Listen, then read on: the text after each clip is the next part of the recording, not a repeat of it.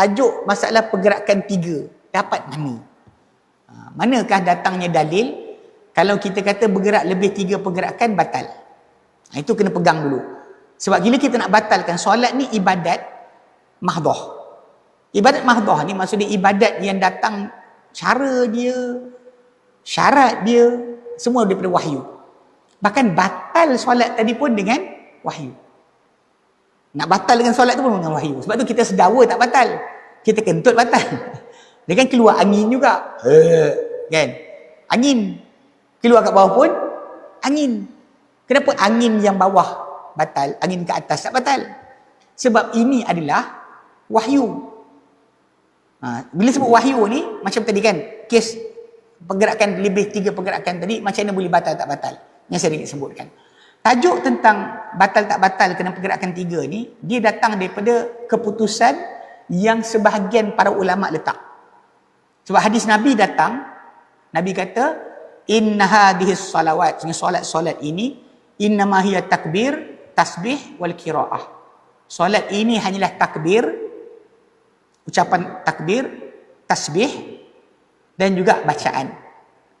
La yasluhu fiha, tak boleh ada dalamnya syai'un min kalamil bashar, sesuatu daripada kata-kata manusia. Sebab Nabi tegur seorang sahabat, dia solat, kawan sebelah dia nama dia Muawiyah bin Hakam As-Sulami.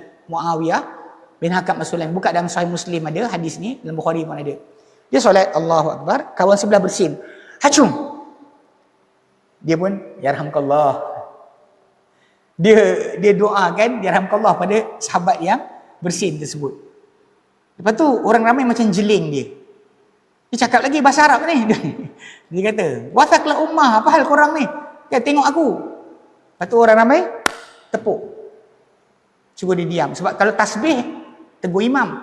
So dia tepuk, suruh dia diam. Dia pun diam lah. Lepas solat dia kata, tidak ada guru selembut Nabi. Nabi tak marah aku, Nabi tak herdik aku. Nabi terus bangun dan berkata, inna hadhis salawat, solat ini, innama hiya, solat ini hanyalah takbir, tasbih dan bacaan. Tasbih, takbir dan bacaan. Tak boleh ada kata-kata manusia. So para ulama kata, ni conclusion tiga pergerakan tadi. Kalau tak boleh kata-kata manusia, pergerakan manusia pun tak boleh. Okay. Bila kita soal, apa pergerakan manusia? So, diorang pun keluarkan dengan apa-apa pergerakan yang lebih 3 pergerakan berturut, maka pergerakan manusia. Bukan hadis Nabi. Sebab kalau ikut pada hadis Nabi SAW, Nabi pernah solat dengan mendukung Umamah binti Abil As, anak Zainab. Umamah binti Abil As, anak Zainab. Nabi solat asar. Solat asar, dokong baby tadi ketika nak rukuk, nak rukuk, Nabi letakkan, Nabi rukuk, iktidal, sujud, ketika bangun Nabi angkat balik. Dokong baby tersebut. Dan dalam solat juga, Nabi SAW pernah solat dengan Ibn Abbas, Ibn Abbas goyang-goyang, Nabi pegang dia. So berhenti goyang. Pernah seorang sahabat, 2 orang sahabat datang, diri kiri Nabi seorang, kanan Nabi seorang, Nabi tarik ini ke belakang, tarik ini ke belakang, Nabi ke depan. Ini semuanya riwayat yang datang ni semua menunjukkan ke sebenarnya tidak ada dalil berkenaan pergerakan 3 kali membatalkan solat. Hatta riwayat yang datang berkenaan Umar bin Khattab radhiyallahu anhu.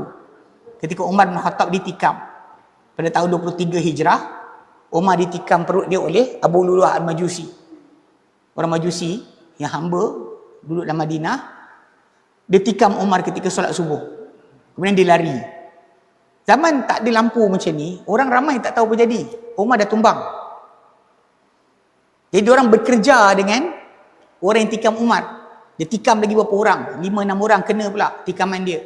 Abdurrahman bin Auf ambil kain serban dia, kain selempang dia, jadikan macam jala, serkup. Bila terserkup saja Abu Lu'lu'ah Al-Majusi ni, dia tahu dia akan kena tangkap, dia pun bunuh diri. Orang ramai kat belakang duk tunggu, lepas Umar takbir Allahu Akbar, tak ada sambungan baca Fatihah dan sebagainya. Orang ramai di belakang bertasbih.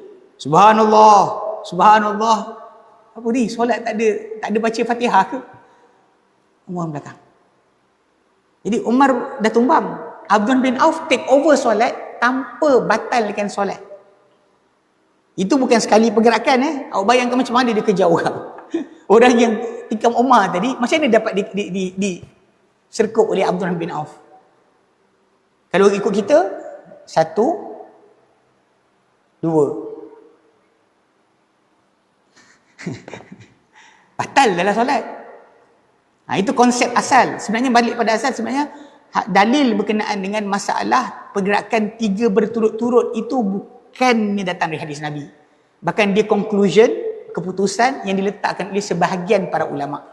Sedangkan dalam solat ada pergerakan dibenarkan, macam betulkan soft, tolak makmum ke belakang. Itu semua tu dibuat oleh Nabi SAW. Takkanlah batal solat. Sebab tu kenapa kalau kita kata masa kita nak gantikan imam, kita yang nak keluar, hanya ambil saja mikrofon kita, cocok dekat makmum belakang kita, lepas tu kita keluar. Makmum tu cuma langkah ke depan, terus langkah lah. Kenapa nak kena tunggu 1, 2, 1, 2? Tak, dia kena pergi ke depan dan jadi imam, sambung terus solat.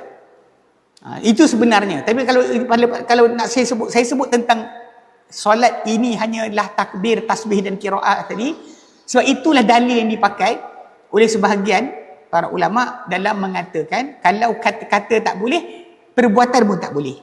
So perbuatan tak boleh itu perbuatan apa? Perbuatan manusia. Macam mana perbuatan manusia? Ada yang datang 3 pergerakan berturut-turut. 1, 2, 3. Masa kalau saya nak pegang bekas ni, 1, saya diam. 2, saya diam. 3, okey. Ataupun 1, 2, okey. Nak ketiga tu tunggu jap. Tapi sebenarnya kes cucu Nabi tadi, dia tak nak faham macam mana. Yang Nabi dukung cucu dia, Umar bin Abil As, ketika solat asar. Jadi imam solat asar. Bukan solat sunat solat asar. Nabi dukung sambil solat. So benda tersebut sebenarnya dalil bahawa pergerakan 3 berturut-turut yang dibenarkan, termasuk macam itulah menggantikan imam, dibenarkan, membetulkan saf, dibenarkan. Maka tak timbul dekat situ kesalahan untuk orang tu bergerak walaupun berkali-kali. Termasuk macam apa? Bila ada orang tumbang, diketepikan orang tu, masuk saf balik. Contoh macam orang tu tengah solat, pak, tumbang. So awak nak buat apa? Angkatlah dia. Tapi kalau awak perlu untuk telefon, awak batal solat. Yalah betul lah juga nak telefon ambulan. Telefon.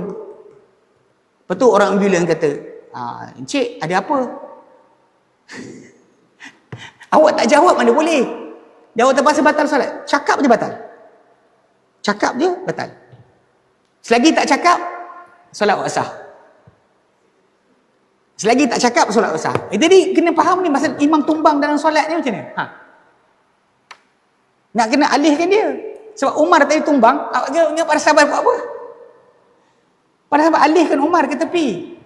Bahkan siap kejar. Orang kat belakang tak nampak apa jadi pada Umar di depan. Diorang kat belakang ni tengah gelap kan, subuh. Subhanallah, subhanallah. Apa ni kan? Dia takbir tak sambung tapi main kita kejar kat depan tu. Berapa langkah? 3 berturut-turut. Mana ada 3 berturut-turut? Berturut-turut. Banyak berturut-turut. Sebab tu kefahaman agama ni tadi kita tengok sahabat. Kalau sahabat tunjukkan tak batal, maka tak batal. Sebab tu Nabi izinkan kita bunuh 2 binatang dalam solat. Ular dalam solat boleh bunuh 2 binatang, ular dan kalajengking. Macam mana nak bunuh? Bunuh ketuk dia, lepas tu patah baliklah masuk saf. Itu je. Itu cerita dia. Macam kita orang lintas, Nabi suruh sekat. 1, 2, orang tu tolak. Macam mana? Goyang 2 kali, habis. 3 kali berturut-turut batal.